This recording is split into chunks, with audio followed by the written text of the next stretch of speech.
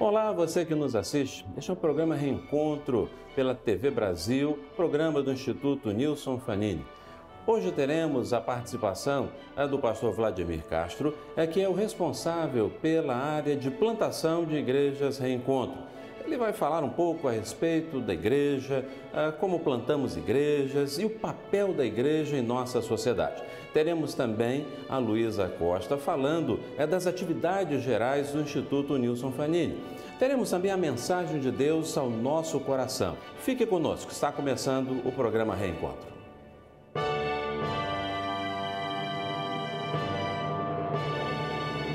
Olá, hoje no programa Reencontro temos a alegria de receber o pastor Vladimir de Castro. Ele é pastor da Igreja Batista Atos 2, em Maricá, no estado do Rio de Janeiro. Pastor Vladimir, como vai? Bom dia, pastor Roberto. Bom dia aos nossos queridos telespectadores, ouvintes, que estão nessa manhã tão especial, recebendo o programa Reencontro em sua casa. É um prazer estar aqui. Muito obrigado pelo convite. Pastor Vladimir é o diretor executivo de plantação de igrejas do Instituto Nilson Fanini.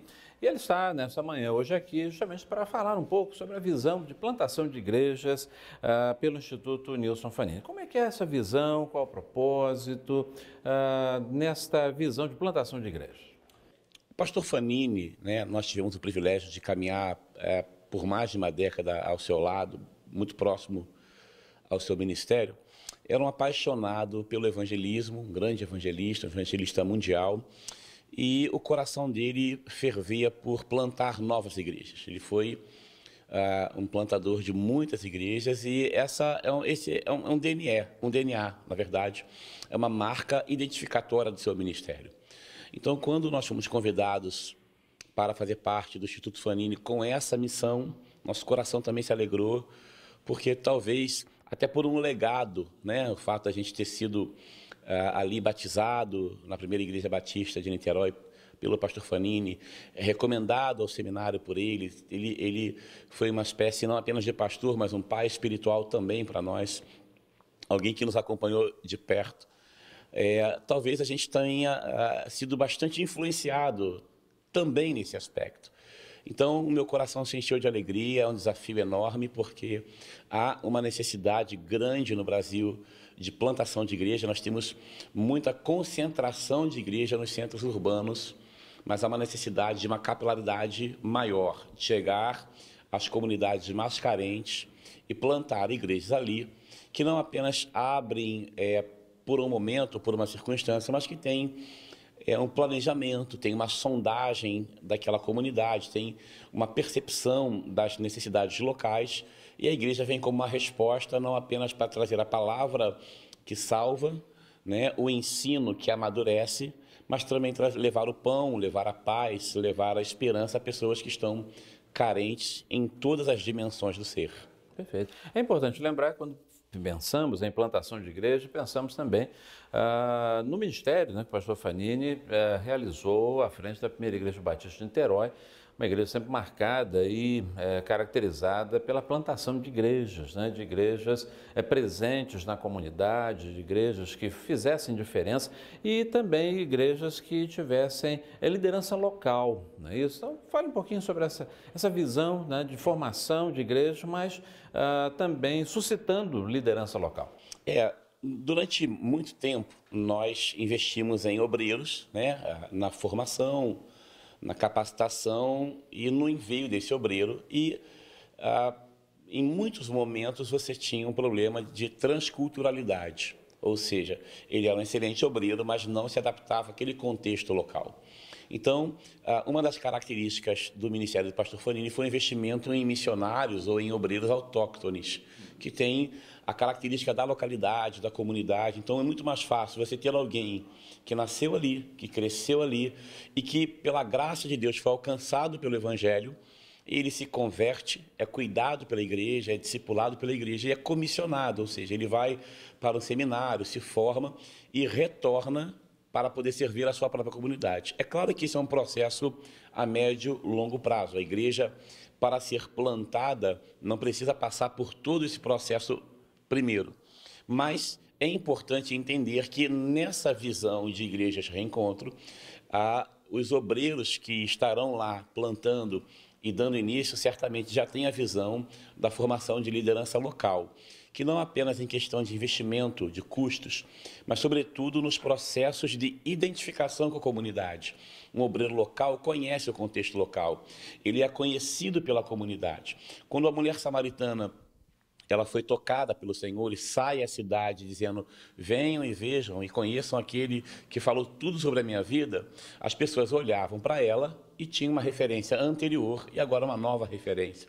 Quando aquele que era o endemoniado gadareno foi liberto pelo Senhor e voltou em Decápolis, a caminho da sua casa, todos observaram aquele homem assentado, vestido e em perfeito juízo. Ou seja, a comunidade local ela é muito mais afetada, ela tem um impacto muito maior quando ela percebe que o evangelho mudou aquele que está ensinando a ela, pregando para ela, discipulando ela, a partir da sua própria vida e transformação.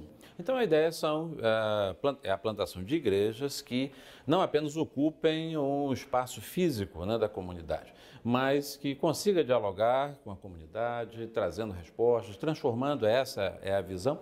Sim, nós vivemos um tempo hoje, pastor, de muitos questionamentos sobre direitos, sobre minorias, sobre aspectos que tangem a inclusão.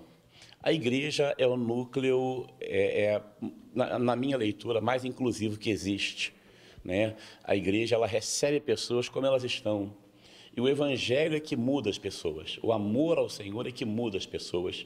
A igreja, como instituição, não muda ninguém. Quem muda é a palavra de Deus. Quem muda é o Espírito de Deus.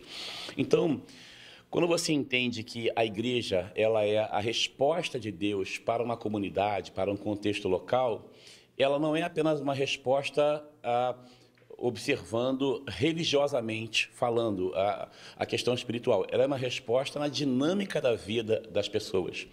Quando nós lemos o livro de Atos, aquele carcereiro que, quando Paulo e Silas estavam adorando ao Senhor, as trancas, né, das suas prisões se abrem, e ele diz: o que eu devo fazer para ser salvo? E Paulo diz: crê no Senhor Jesus e será salvo tu e a tua casa. Então, a proposta do evangelho não é apenas alcançar uma pessoa, não é ter pessoas dentro da igreja. A proposta do evangelho é alcançar a pessoa como um todo a partir da sua casa. E quando uma casa muda, quando uma família muda, a sociedade começa a mudar. As separações diminuem, né? Os índices de drogadição tendem a diminuir, a violência ela é apaziguada pelo poder de Deus. Então, há uma mudança completa a partir da pregação do Evangelho. Então, a igreja é esse ambiente, essa agência do reino de Deus que catalisa todo esse processo de transformação e ajuda com que as pessoas possam viver numa comunidade de fé, aprendendo a amar a Deus e amar ao seu próximo, aprendendo a compreender que o amor de Deus respeita limites, respeita leituras diferentes, respeita contextos diferentes, respeita percepções de vida diferentes, ainda que a gente entende que nós escolhemos uma maneira de viver. Quando eu entrego a minha vida a Cristo, eu não estou tendo uma mudança religiosa, eu estou tendo uma mudança muito maior do que isso. Eu estou tendo uma mudança de vida. A minha maneira de enxergar a vida mudou. A minha forma de viver mudou. E agora eu quero viver para a glória de Deus. E aí, esse viver para a glória de Deus se manifesta na minha casa, se manifesta nos meus relacionamentos interpessoais, muda a minha cosmovisão, a minha leitura de vida. Então, a igreja, a visão da plantação de igreja reencontro, tem por base essa dinâmica do diálogo, dessa inter-relação comunitária, de forma a amar as pessoas sem ter o interesse em ter nada em troca, né? Você vai ajudar uma pessoa, você vai dar uma cesta básica, você vai cuidar de alguém, mas sem a preocupação de que ela venha se tornar membro da igreja. Está fazendo isso por amor, está fazendo isso pela premissa de que Jesus foi o primeiro que fez isso. Certo. O irmão tem visto, com toda certeza, muitas, falou ainda há pouco, na questão, né, da inclusão, né, porque muitas vezes nós temos vivido assim cenários de muita intolerância. E muitas vezes, né, a maneira, né, de nós pregarmos, ela pode gerar alguma dificuldade ou nos sentirmos, né, ofendidos ou não. Como é pregar o Evangelho sem ferir as pessoas de uma maneira amorosa? Ok. Essa é uma pergunta assim, extremamente, né, não obstante as demais, mas essa é uma pergunta extremamente atual, pertinente e que precisa de uma compreensão bastante ampla dos nossos telespectadores, dos nossos ouvintes que estão conectados ao programa Reencontro. Nós vivemos no Brasil um tempo de polarização, né? Ou você é desse lado, daquele lado, ou você é isso, ou você está desse lado aqui comigo. E, na verdade, o Evangelho, apesar de trazer uma mensagem extremamente objetiva, simples e posicionada, o Evangelho não traz consigo um rótulo, né? A religião diz: se vista assim, se comporte assim, é esse o lugar e essa hora. Então, a religião é sobre coisas, sobre lugares, sobre estruturas. O Evangelho não, o Evangelho é sobre uma pessoa, é sobre o amor de Deus. Então, o Evangelho, ele não discrimina, o Evangelho posiciona, o Evangelho não exclui, o Evangelho reconcilia a pessoa com Deus. O Evangelho tem princípios. Então, quando eu ouço a mensagem do Evangelho, junto com ela, eu também começo a compreender os princípios que Deus tem para nortear a minha vida. Então, há uma escolha de cada um daqueles que ouvem e creem que Deus tem o melhor caminho para si, para cada um deles. Ok. Pastor Vladimir, muito obrigado pela sua presença neste dia do nosso programa Reencontro, e Deus possa abençoar o seu trabalho. Fale conosco, mande a sua informação, sua opinião, aquilo que você desejar falar conosco, entre em contato. www.institutonilsonfanini.com.br ou por nosso e-mail, contato@institutonilsonfanini.com.br.